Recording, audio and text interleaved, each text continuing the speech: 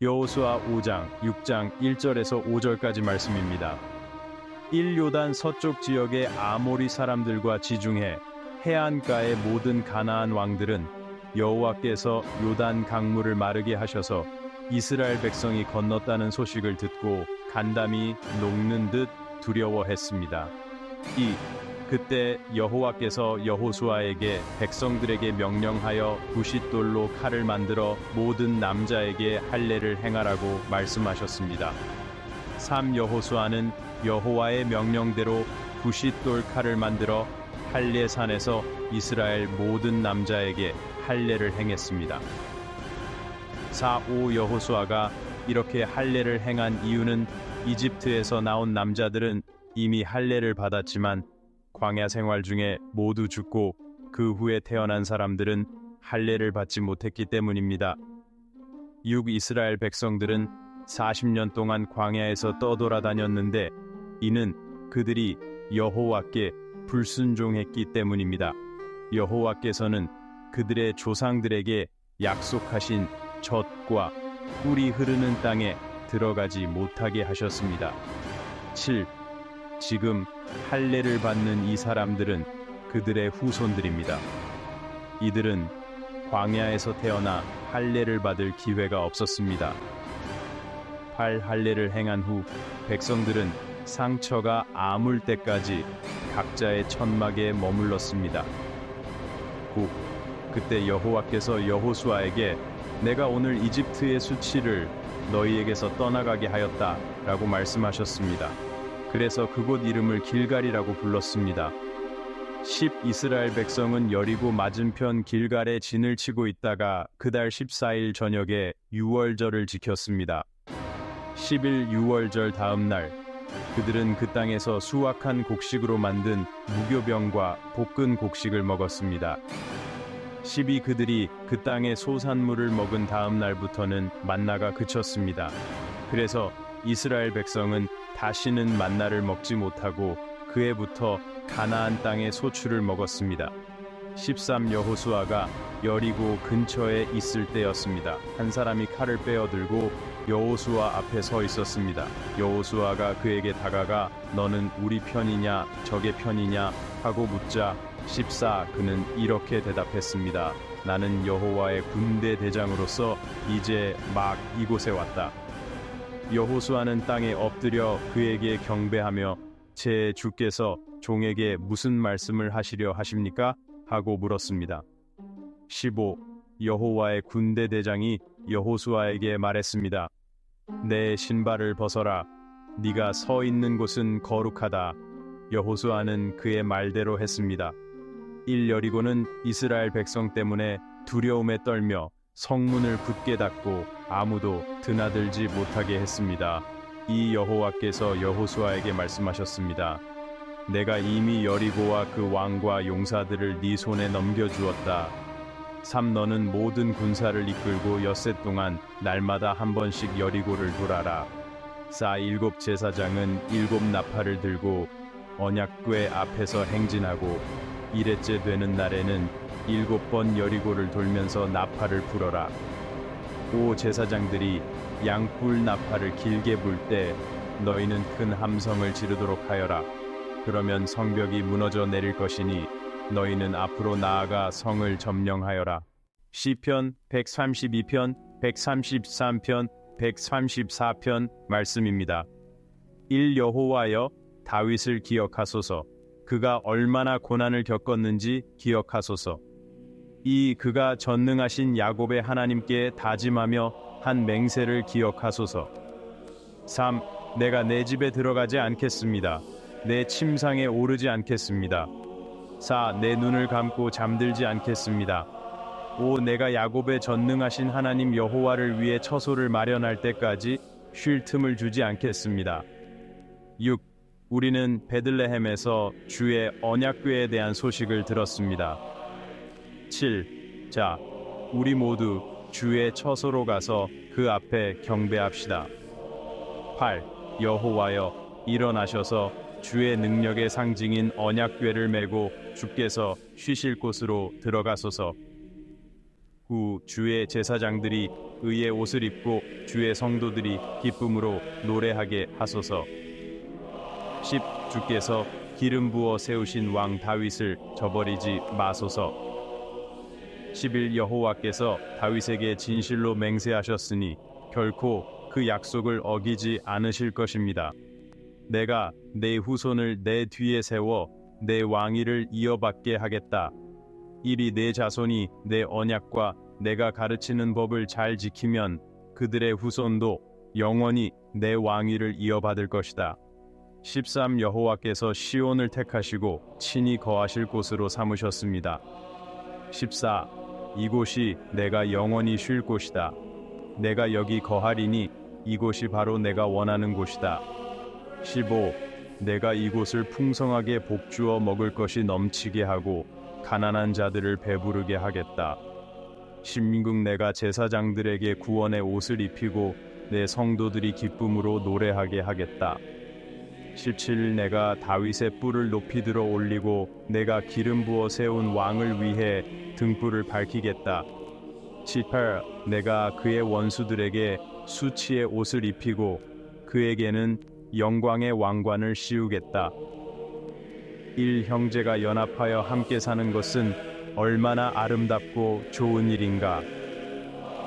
이 마치 귀한 향유가 아론의 머리에서 수염에서 옷깃으로 흘러내리는 것과 같고 삼시온의 산들에 내리는 이슬과 같구나. 여호와께서 그곳에 복을 명령하시고 영원한 생명을 약속하셨도다. 일밤에 여호와의 집에서 일하는 여호와의 종들아, 여호와를 찬양하여라. 이 거룩한 성전을 향하여 너희 손을 들고 여호와를 찬양하여라. 3. 하늘과 땅을 지으신 여호와께서 시온에서 너희에게 복 주시기를 원하노라. 이사야 65장 말씀입니다. 여호와께서 말씀하셨습니다. 나는 나를 찾지 않는 자들에게 나를 나타냈고 나를 구하지 않는 자들에게 나를 보였다. 내가 여기 있다. 내가 여기 있다 하며 나를 부르지 않는 백성에게까지 내가 말했다. 내가 온종일 손을 뻗어 불순종하고 고집 센 백성을 불렀다. 그들은 내 눈앞에서 악한 길을 걸으며 나를 화나게 했다. 그들은 동산에서 제사를 지내고 벽돌 제단 위에서 분향한다. 그들은 무덤 사이에 머물며 은밀한 곳에서 밤을 지새우고 돼지고기를 먹으며 부정한 음식을 차려놓는다. 그러고는 가까이 오지 마라. 우리는 너무 거룩해서 네가 우리를 만져서는 안 된다 라고 말한다. 그들은 내 코를 찌르는 연기와 같아서 온종일 나를 화나게 한다. 내가 그들에게 무엇을 해야 할까? 내가 그들을 벌하지 않을 수 없다. 그들은 나를 화나게 하는 일을 그치지 않고 내 앞에서 죄를 짓는다. 내가 그들의 죄를 기록해 두었다가 그들의 죄와 그들의 조상들의 죄를 함께 벌할 것이다. 나 여호와의 말이다. 그들은 산에서 나를 모욕하고 언덕에서 나를 화나게 했다. 그러므로 내가 먼저 그들의 행위를 저울에 달아 그에 합당한 벌을 내릴 것이다. 여호와께서 말씀하셨습니다.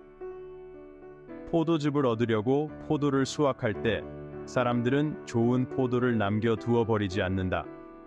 이와 같이 내가 내 종들을 위해 백성을 남겨두어 다 멸망시키지 않을 것이다. 내가 야곱에게서 후손을 내고 유다에게서 내 산들을 물려받을 자들을 내겠다.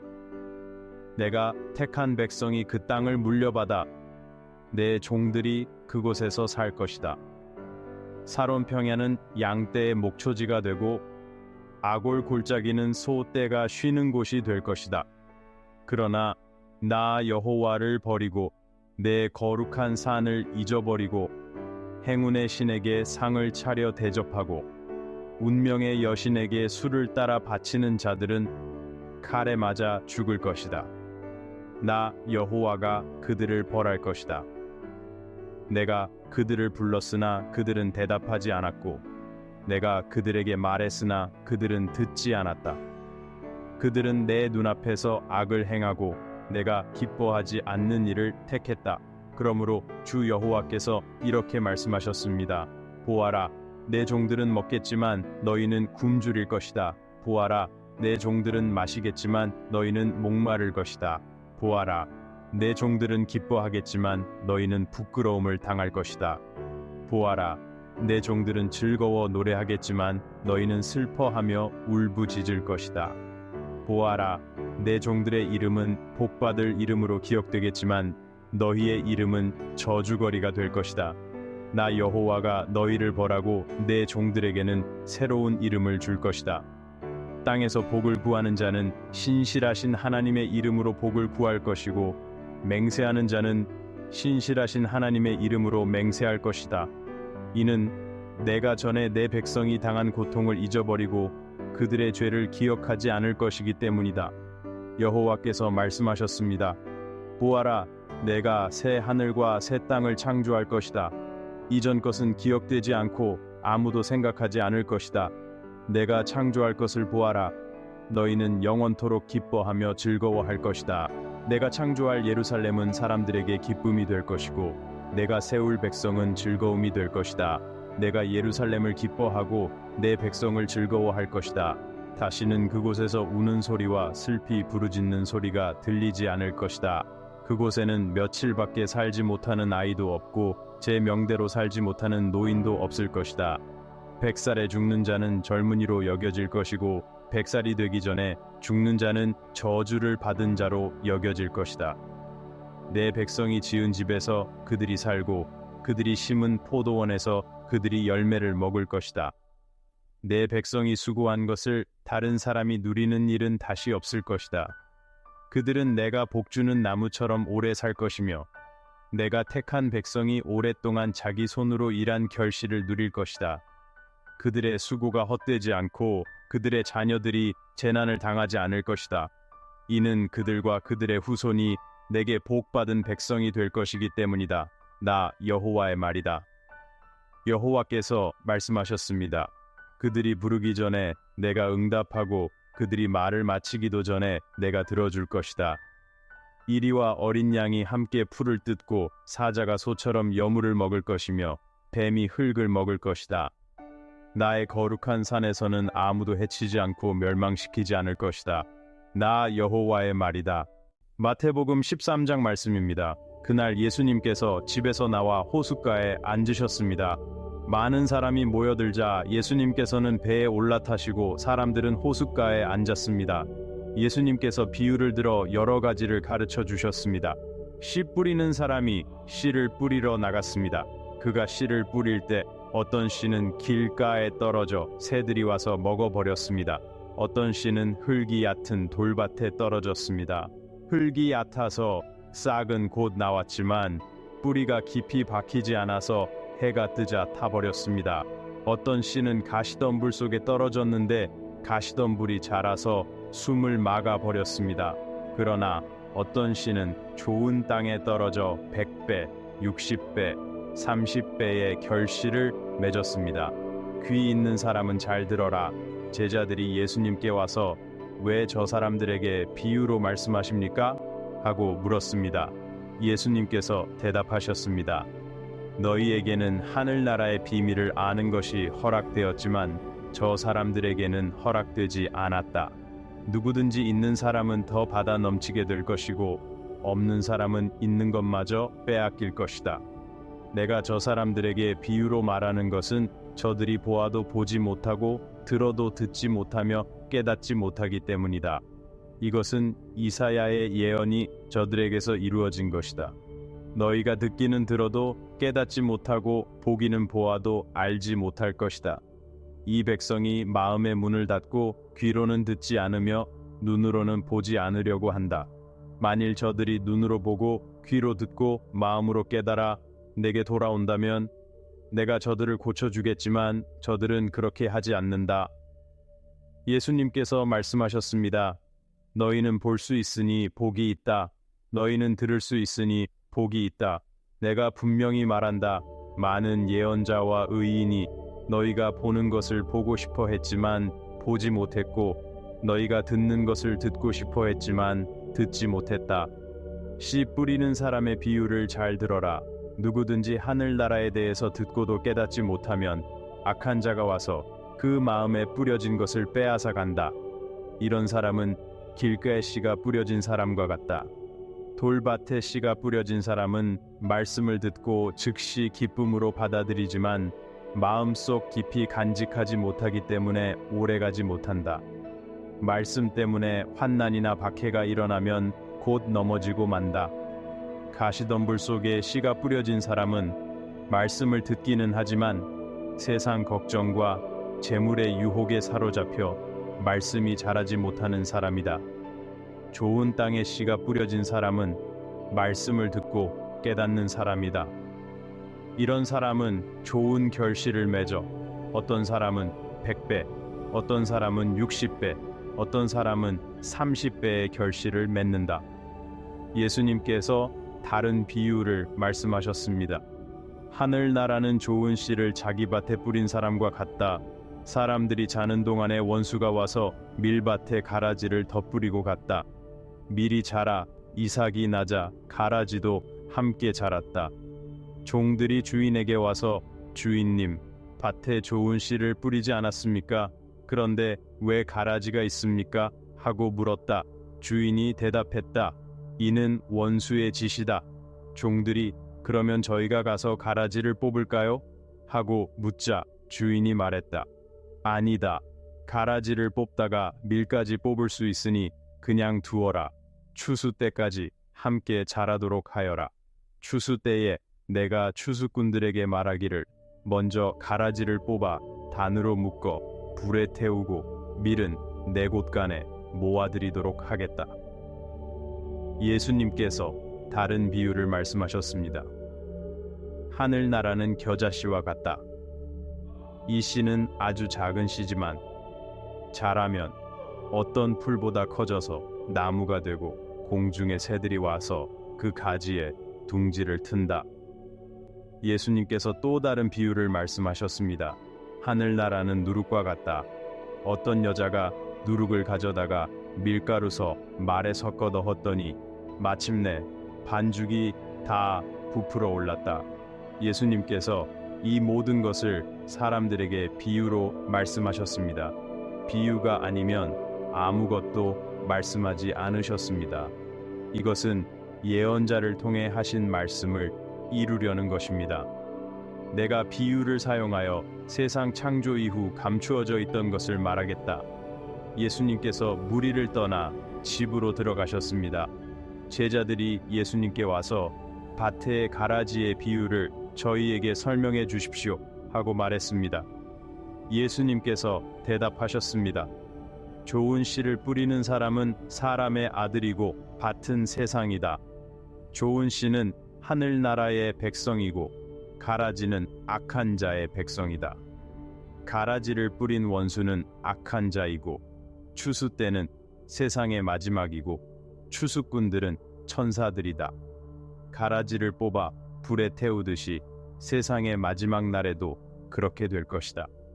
사람의 아들이 천사들을 보내어 자기 나라에서 악을 행하는 자들을 모두 모아 불구덩이에 던져 넣을 것이다. 그러면 그들은 거기서 울며 이를 갈 것이다. 그때의 의인들은 그들의 아버지 나라에서 해처럼 빛날 것이다. 귀 있는 사람은 잘 들어라. 하늘나라는 밭에 감추어진 보물과 같다. 어떤 사람이 그것을 발견하고 다시 숨겨 두었다가 기뻐하며 가서 자기 모든 소유를 팔아 그 밭을 샀다. 또 하늘나라는 좋은 진주를 구하는 상인과 같다. 그가 값진 진주를 발견하고 가서 자기 모든 소유를 팔아 그 진주를 샀다. 또 하늘나라는 바다에 그물을 던져 온갖 종류의 물고기를 잡는 것과 같다. 그물에 가득 차면 해변으로 끌어내어 좋은 것은 그릇에 담고 나쁜 것은 버린다. 세상의 마지막 날에도 그렇게 될 것이다. 천사들이 와서 의인들 사이에서 악인들을 가려내어 불구덩이에 던져 넣을 것이다. 그러면 그들은 거기서 울며 이를 갈 것이다. 예수님께서 제자들에게 이 모든 것을 이해하겠느냐 하고 물으셨습니다.